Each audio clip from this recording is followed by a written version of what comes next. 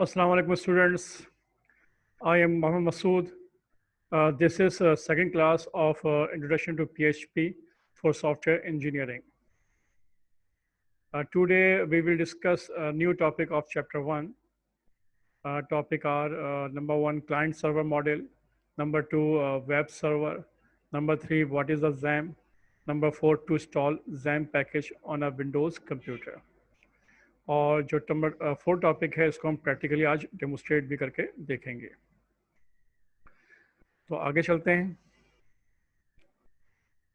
अब है client and server model, जो पहला टॉपिक है हमारा।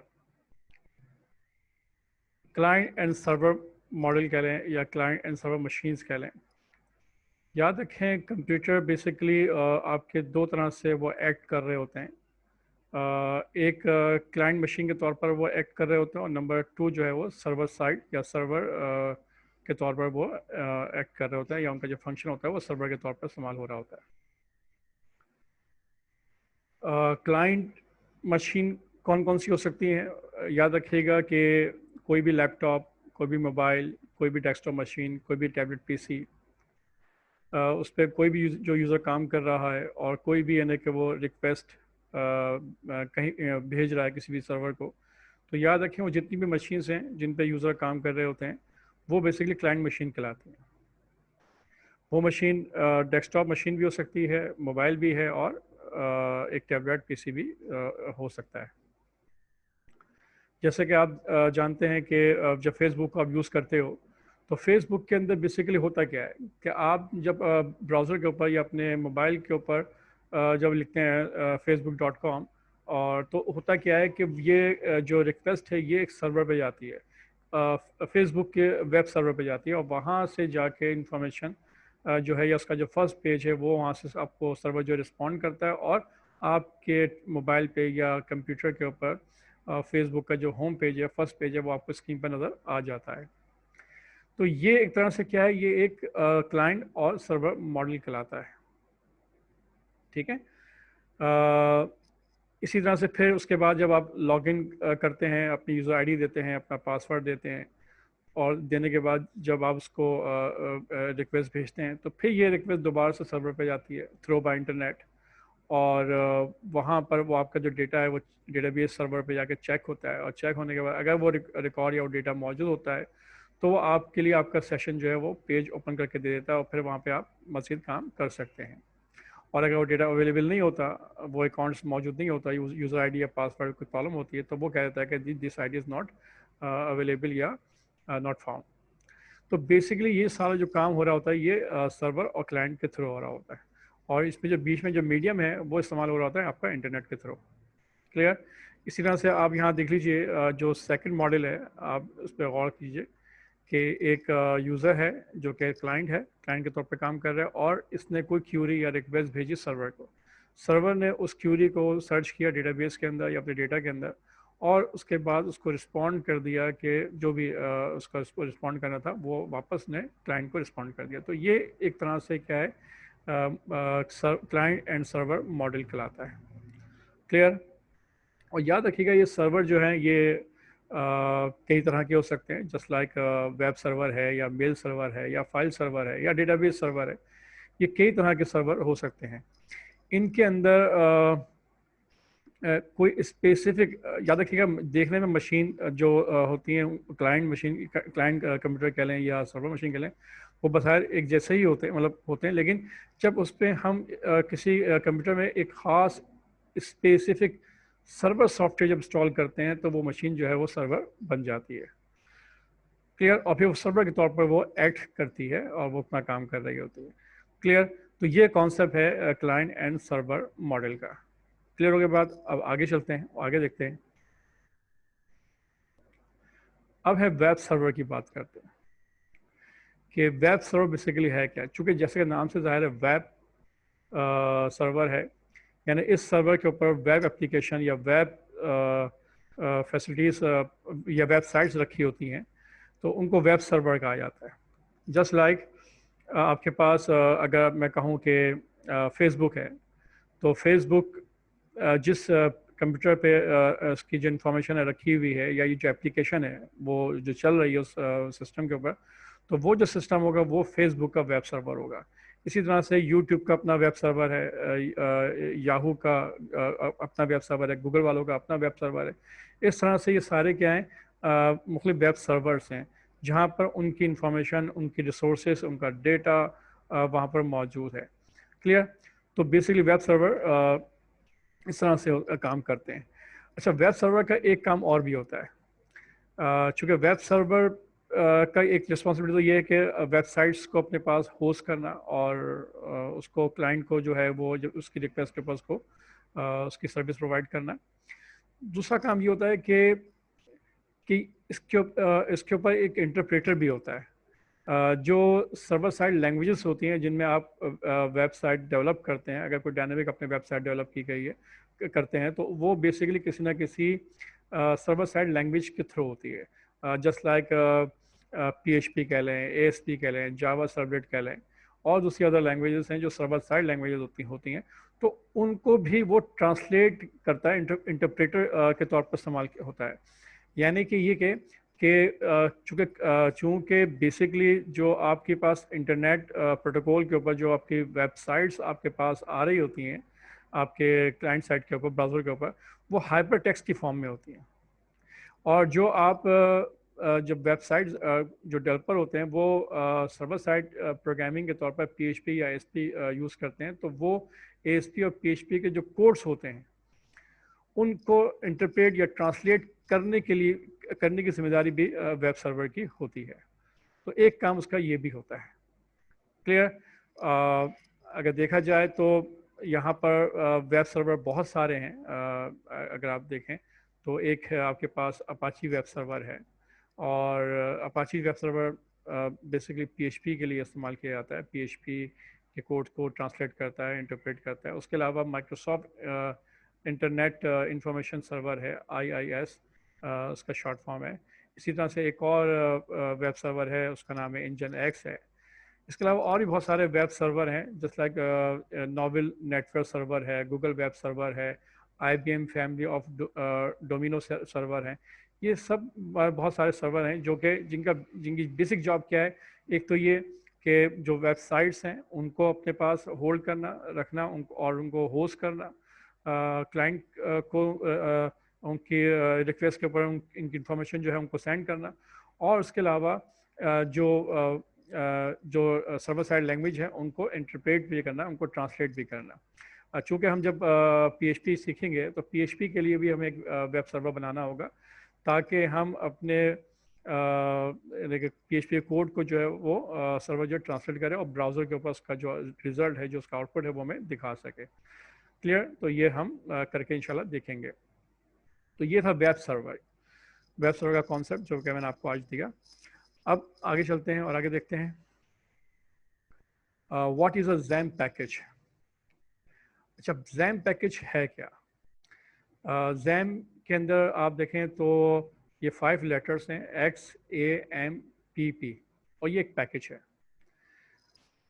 X को फिलहाल जाइए, पहले A को देखते हैं। A का मतलब अपाची, और M का मतलब है MariaDB, MySQL डेटाबेस, और P का मतलब PHP है, और लास्ट P का मतलब जो है वो है पर्ल। ये PHP और पर्ल जो है ये लैंग्वेजेस हैं, सर्वर साइड लैंग्वेजेस हैं, और MariaDB या MySQL जो है ये डेटाबेस सर्वर है, और अपाची जो है ये PHP लैंग्वेज का जो स्क्रिप्टिंग इंजन है जो ट्रांसलेट करता है आपके PHP के कोड को into the hyper text language के अंदर। तो ये अपाची सर्वर है। और X का मतलब क्या है कि जब हम ये पैकेज हमारे पास अवेलेबल है different platform, different operating platform के ऊपर।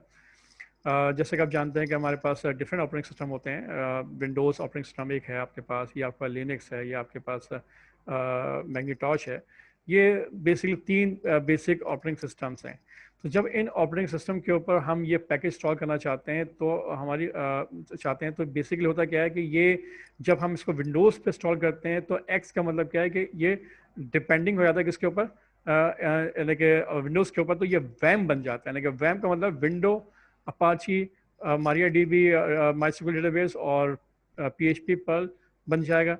और अगर एक्स की जगह यानी कि विंडोज़ की जगह पे अगर इसको लिनक्स पर इंस्टॉल करें तो ये लैम्प के तौर पर इसको लिया जाएगा और वो लिनक्स, अपाची, मारियाडीबी और पीएचपी पर्ल के तौर पर ये हो जाएगा। इसी तरह से ये अगर मैग्नेटॉश है तो ये मैम्प बन जाएगा, यानी कि मैग्नेटॉश, अपाची और मारियाडीबी, माइस्क्ल और पीएचपी पर्ल। इस तरह से ये बेसिकली इसलिए इसका नाम रखा गया जैम पैकेज।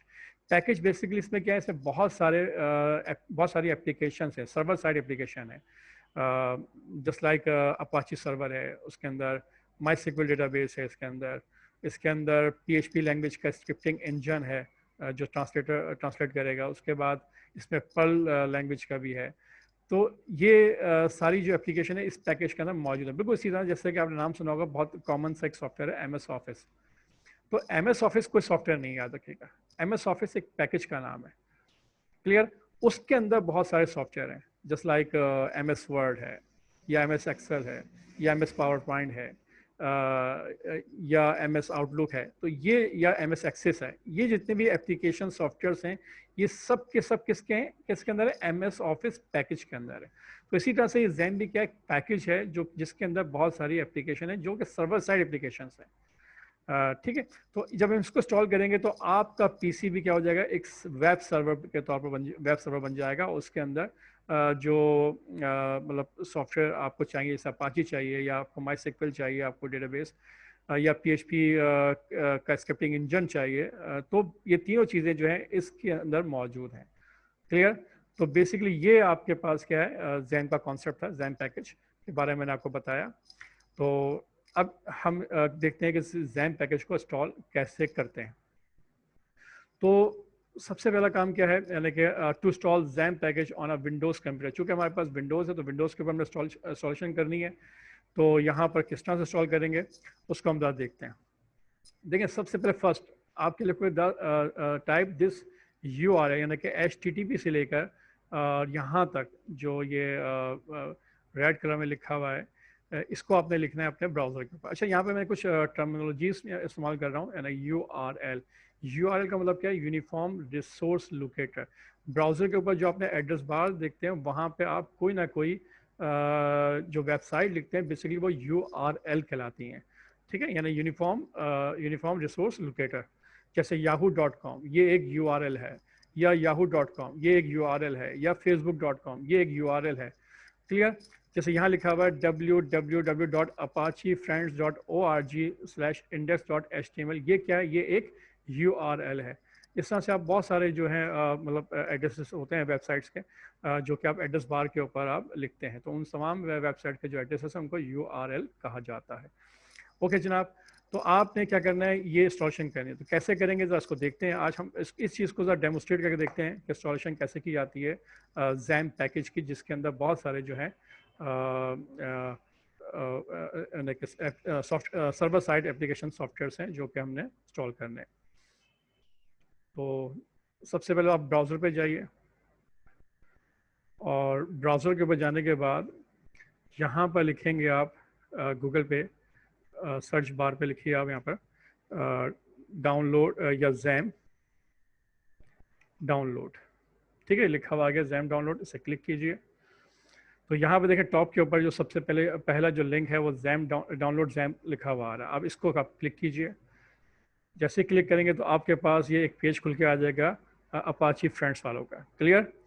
अब यहाँ पर देखें आपके पास जो जैम की जो एप्लीकेशन है वो फॉर विंडोज़ के लिए यहाँ पर है, 3 ऑप्शन दिए गए हैं यहाँ पर, 3 है, एक 64 बिट भी है, और ये डिफरेंट वर्जन है, 7.234 है, या 7.23 है, इस तरह से है। और नीचे जो लिखा है जैम फॉर लिनक्स, ये लिनक्स के लिए है। लेकिन चूंकि आपके पास जो ऑपरेटिंग सिस्टम है वो कौन सा है, वो विंडोज़ है, तो विंडोज़ के लिए आप इन तीनों में से कोई भी एक चूज़ कर सकते हैं, कौन सा आपने लेटेस्ट वर्जन यूज़ करना है। फॉर एग्जाम्पल हम 7.2 यूज़ करना चाहते हैं, तो बेसिकली आप इस डाउनलोड पे, इस लिंक पे क्लिक करेंगे।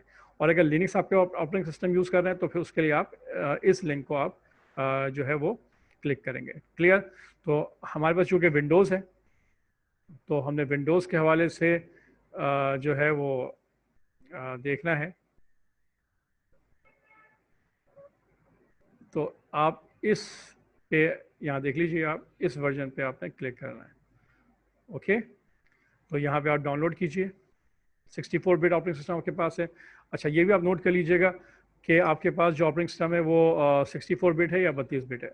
ओके, लेकिन बेसिकली ये जो मैंने पैकेज है जैम का, ये जो डाउनलोड मैंने कर रहा हूँ, ये बेसिकली 32 बिट के ऊपर भी परफॉर्म हो जाएगा और 64 बिट के ऊपर भी परफॉर्म हो जाएगा। ओके, अच्छा आप यहाँ पे एक नोट कीजिएगा कि इसकी जो डाउनलोडिंग हो रही है वो इस जगह पे हो रही है। आप, अच्छा, अगर आपके पास कोई और ऐसा डाउनलोड मैनेजर आपने कोई इंस्टॉल कर रखा है तो भी वो वहाँ पे वो इंस्टॉल वहाँ पर जो है वो डाउनलोड कंप्लीट करेगा। लेकिन अगर आपके पास कोई डाउनलोड मैनेजर मौजूद नहीं है तो ब्राउज़र के ऊपर नीचे ही टास्क बार के ऊपर आप देखेंगे कि यहाँ पर वो इसकी इंस्टॉलेशन हो रही होगी। क्लियर, ये बात आपको समझ में आ गई। अच्छा, ये जो डाउनलोड हो रहा है यहाँ पर जैम का पैकेज, ये बेसिकली आपके डाउनलोड फोल्डर्स में ये जो है एप्लीकेशन यहाँ पर ये पैकेज जो है यहाँ पर उसका सेटअप है यहाँ पर डाउनलोड कंप्लीट होगा। तो थोड़ा सा वेट करना पड़ेगा। तकरीबन ये जो जैम का पैकेज है तकरीबन 154 MB का है। क्लियर, तो थोड़ा सा वेट कर लीजिए ताकि ये इंस्टॉलेशन यहाँ पर कंप्लीट हो जाए। सॉरी, इंस्टॉलेशन कह रहा हूँ मैं, डाउनलोड कंप्लीट हो जाए।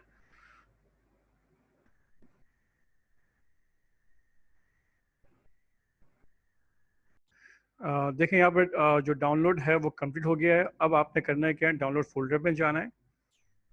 वहाँ देखिएगा आप कि ये ऐप जो एप्लीकेशन डाउनलोड के अंदर आप देखिए यहाँ पर जैम विंडोज़ X64 जो सेटअप है इसका जैम का, यहाँ पे क्या हो चुका है, डाउनलोड कंप्लीट हो चुका है। ये एप्लीकेशन यहाँ पे आ चुकी है। अब इसे करना है क्या आपने, अब इसे आपने जो है अपने पीसी पे इंस्टॉल करना है। तो किस तरह से करेंगे आप, तो आपने सिंपल क्या करना है, उस पर डबल क्लिक कीजिएगा। जैसे आप डबल क्लिक करेंगे आप, तो आप देखेंगे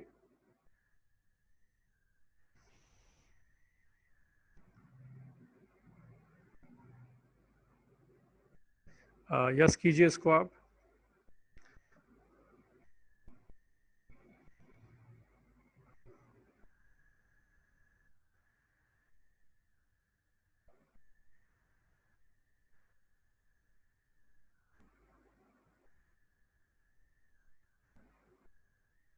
ये देखिए आप, यहाँ पर जो है बिट नामी जो सॉफ्टवेयर है जो ये कंपनी वहाँ से है, तो ये इसकी इंस्टॉलेशन शुरू हो रही है।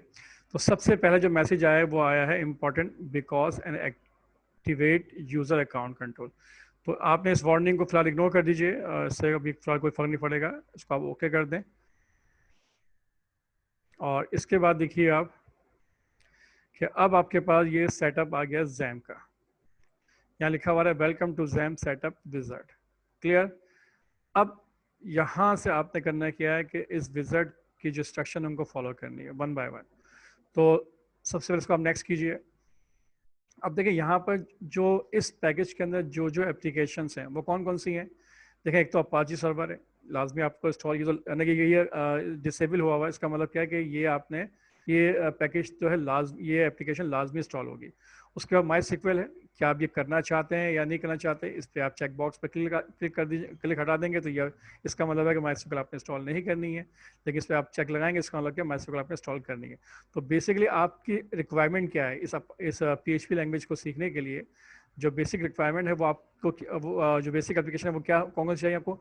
आप माई सिक्वल पे क्लिक कीजिए, आप फाइल जिला FTP सर्वर इसको आप हटा दीजिए, आप मरकरी मेल सर्वर है इसको भी छोड़ दीजिए, आप टॉम कैट है ये भी नहीं, इसको भी नहीं चाहिए आपको। हाँ, PHP आप लैंग्वेज जो है इसका जो स्क्रिप्टिंग इंजन है ये आपको इसकी नीड आपको है, ये रहने दीजिए आप। पर लैंग्वेज को हटा दीजिए यहाँ से आप।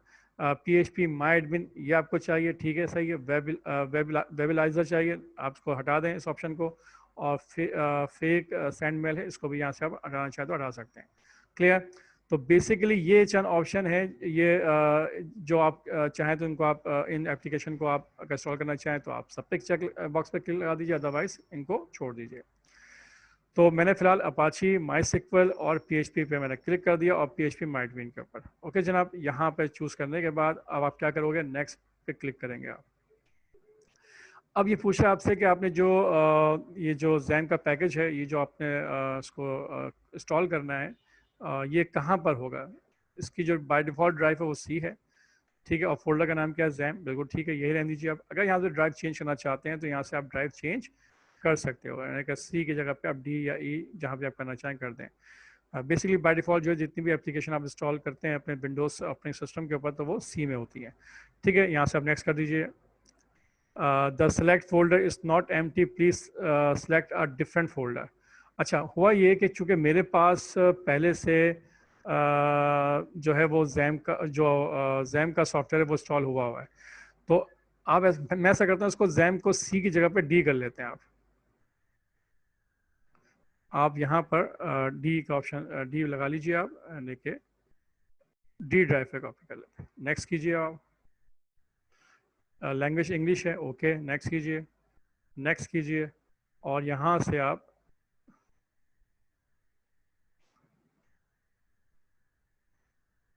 यहाँ पे अब आपके पास से hello to your favourite application जो और मज़ीद इसमें है वो यहाँ पे आ गए, इनको सबको आप फिलहाल मिनिमाइज़ कर दीजिए आप।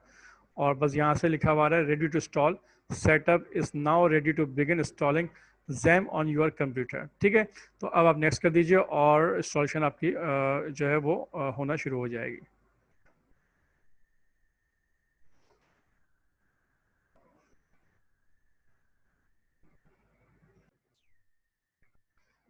देख लीजिए आप, वेलकम टू जैम।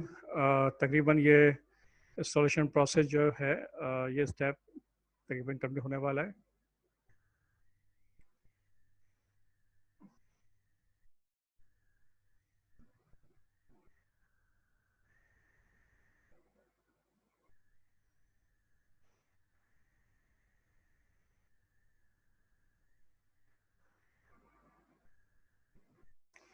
ठीक है, अब ये विंडो डिफेंडर का एक फायरवॉल हैज़ ब्लॉक का एक फीचर आया है, इसको आप अलाउ एक्सेस कर दीजिए आप।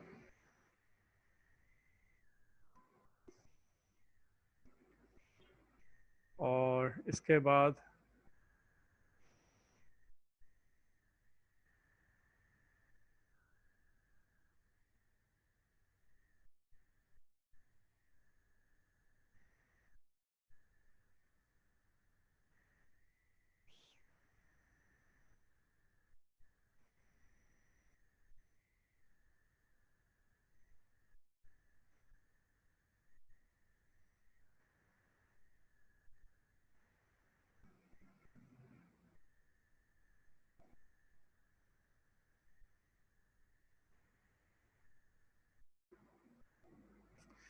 यहाँ देखें लिखा हुआ XAMPP is an easy to install Apache and PHP and my.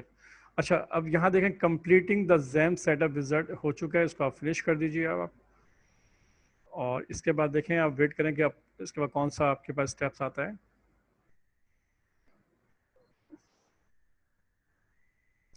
अच्छा, यहाँ पे नोट कीजिएगा कि आपके पास यहाँ पर देखें सिस्टम ट्रे के अंदर आपका जो जैम का जो सॉफ्टवेयर है, जो उसका कंट्रोल पैनल है, वो यहाँ पर देखें आपको लिखा हुआ यहाँ पे बना हुआ आ रहा है, इसका आइकन बना हुआ आ रहा है। इसका मतलब क्या है कि पीछे बैकग्राउंड के अंदर जैम के का जो पैकेज है वो तकरीबन रन हो गया है। और अब यहाँ पर देखें आपके पास स्क्रीन के ऊपर भी जो है ये जैम का कंट्रोल पैनल चल के सामने आ चुका है। क्लियर? तो यहाँ पर देखें अब ऑप्शन में क्या लिखा हुआ है, द फाइल जिला मॉडल इज़ डिसेबल है, the mercury model is disable है, the Tomcat model is disable है।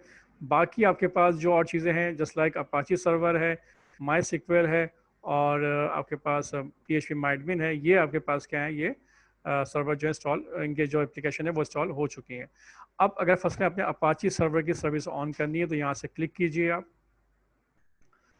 तो यहाँ से देखें अब ग्रीन कलर में बना हुआ है, इसका मतलब क्या, आपका जो अपाची सर्वर है वो रन हो गया है, वो बिल्कुल रेडी है फॉर काम करने के लिए, आपकी सर्विस को प्रोवाइड करने के लिए। अगर यहीं से अगर माई सिक्वल डेटाबेस सर्वर का भी सर्विस अगर आप ऑन करना चाहें तो ये स्टार्ट कीजिए। तो यहाँ से माई सिक्वल डेटाबेस की सर्विस जो है वो भी यहाँ से क्या हो गई है, यानी कि उसकी सर्विस भी ऑन हो गई है और वो भी अब सर्विस के लिए तैयार है। ये फायरवॉल का एक ब्लॉक आ रहा है, इसको अलाउ एक्सेस कर लीजिए फिलहाल।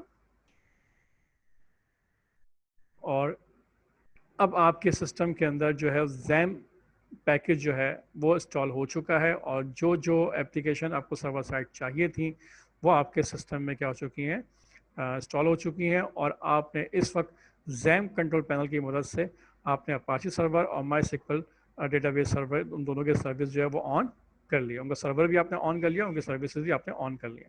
अच्छा, यहाँ से चाहे तो स्टॉप भी कर सकते हैं आप इनके अपाची सर्वर को और माई सिक्वल सर्वर को। क्लियर? तो ये बेसिकली कॉन्सेप्ट था कि किस तरह से आपने जो है वो जैम की इंस्टॉलेशन आपने कंप्लीट करनी है। ओके, अच्छा, अब ये चेक करना है आपने कि आया कि ये जो जैम पैकेज है ये इंस्टॉल हो चुका है, तो क्या अपाची सर्वर आपका काम कर रहा है। देखें, अपाची सर्वर पे आप दोबारा से क्लिक कीजिए, स्टार्ट कीजिए इसको आप, और इसको आप मिनिमाइज़ कर दें।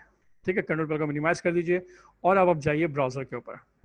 ब्राउज़र के ऊपर आपने करना क्या है, आपने यहाँ पर लिखना है एड्रेस बार के ऊपर लोकल होस्ट। लोकल होस्ट लिख के आप एंटर कीजिए। आप जैसे लोकल होस्ट लिख के एंटर करेंगे, अगर आपके सामने जैम अपाची मारी डीबी की जो फर्स्ट होम पेज है वो अगर आपके सामने आ जाता है, तो इट्स मीन कि आप जो है अपाची सर्वर जो है वो इस वक्त काम कर रहा है, वो उसकी जो सर्विसेज हैं वो सक्सेसफुली आपको प्रोवाइड कर रहा है और अब आप जो है PHP पे काम करने के लिए रेडी हैं। क्लियर? तो ये चेक करने का तरीका है कि किस तरह से आप अपाची सर्वर को देखेंगे कि वो सही कॉन्फ़िगर हुआ है या नहीं हुआ है। अच्छा, इसको एक काम और करके देखिए आप, इसको मैं यहाँ से फ़िलहाल इस टैब को क्लोज़ करता हूँ और आप क्या कीजिए, जैम कंट्रोल पैनल में दोबारा जाइए और यहाँ पे अपाची सर्वर को स्टॉप कर दें। जब स्टॉप कर देंगे तो अब आप ब्राउज़र पे जाइए और ब्राउज़र पे जाने के बाद लिखें लोकल होस्ट, तो देखें उसका क्या रिजल्ट आपके पास आता है। तो यहाँ लिखिए लोकल होस्ट और एंटर कीजिए। तो देखें इस वक्त अब आपके पास चूंकि अपाची सर्वर की सर्विस ऑन नहीं है, तो यहाँ लिखा हुआ है this site can be reached. Okay, तो जब भी आपने PHP पे काम करना है तो सबसे पहले आपने अपाची सर्वर की सर्विस को आपने क्या करना होगा, ऑन करना होगा। ओके जनाब, इसमें कोई इशू, कोई मसला? ठीक है, तो अब आपने जो है जैम पैकेज के इंस्टॉलेशन भी देख लिया आपने और ये भी चेक कर लिया कि अपाची सर्वर या माई सिक्वल डेटाबेस सर्वर जो है उसकी सर्विसेज को कैसे ऑन या ऑफ करना है जैम कंट्रोल पैनल से। क्लियर? अच्छा, अब एक चीज़ मैं आपको और दिखा दूँ। चूँकि हमने ड्राइव C में ये जैम इंस्टॉल किया है, चूँकि मेरे पास ऑलरेडी C जो है वो जैम जो है वो C के अंदर भी इंस्टॉल है। आप अगर C में इंस्टॉल करेंगे तो आप देखेंगे वहाँ पे कौन कौन से फोल्डर जो हैं वो आपके पास मौजूद हैं और नज़र आनी चाहिए। तो आप फाइल एक्सप्लोर पे जाइए और यहाँ पर C ड्राइव में जाइए। फिलहाल मैं C ड्राइव में दिखाता हूँ आपको। ये जैम का फोल्डर देखें, इस तरह बना हुआ आएगा और इसके अंदर जो है वो तमाम जो फाइल्स हैं वो सब यहाँ पर फाइल्स एंड फोल्डर यहाँ सब मौजूद हैं। क्लियर? अच्छा, इसके अंदर सबसे इम्पोर्टेंट चीज़ है, सबसे जब नीचे आएंगे आप तो यहाँ पर आपके पास क्या है, ये देखिए जैम का कंट्रोल पैनल यहाँ पर मौजूद है। क्लियर? आप चाहें तो इसकी शॉर्टकट की बनाकर आप डेस्कटॉप के ऊपर या टास्क बार के ऊपर आप रखना चाहें तो आप रख सकते हैं। क्लियर? क्योंकि हमें कंट्रोल पैनल को, जैम के कंट्रोल पैनल को बार बार हमें जब भी PHP पे काम करेंगे तो इसको हमने कंट्रोल पैनल से अपाची सर्वर को ऑन या ऑफ करना होगा। ओके जनाब, तो ये भी मैंने आपको दिखा दिया है कि यहाँ से आप कंट्रोल पैनल को जो है वो ऑन या ऑफ करेंगे। तो आज हमने बेसिकली जो तमाम टॉपिक्स जो आज हमने पढ़ने थे वो हमने कवर कर लिए हैं। थोड़ा सा इसको हम कंक्लूड कर लीजिए कि आज हमने पढ़ा क्या है। बेसिकली आज हमने जो है क्लाइंट एंड सर्वर मॉडल को देखा है हमने, उसके बाद हमने वेब सर्वर को देखा है और उसके बाद हमने जैम के बारे में हमने पढ़ा है कि जैम क्या चीज़ है, और फिर जैम को जो है हमने प्रैक्टिकली इंस्टॉल करके भी देख लिया है कि किस तरह से जैम को हम इंस्टॉल करते हैं। और जैम क्या चीज़ है, एक पैकेज है जिसके अंदर बहुत सारी सर्वर सॉफ्टवेयर एप्लीकेशन हैं जो हमें रिक्वायर्ड हैं PHP लैंग्वेज के लिए और माईस्क्यूएल डेटाबेस के लिए। ओके जनाब, तो फिलहाल आज के लिए इतना ही काफ़ी है और इंशाल्लाह फिर हम नेक्स्ट क्लास में मुलाकात होगी इंशाल्लाह next week, same day same time. तब तक के लिए अल्लाह हाफिज़।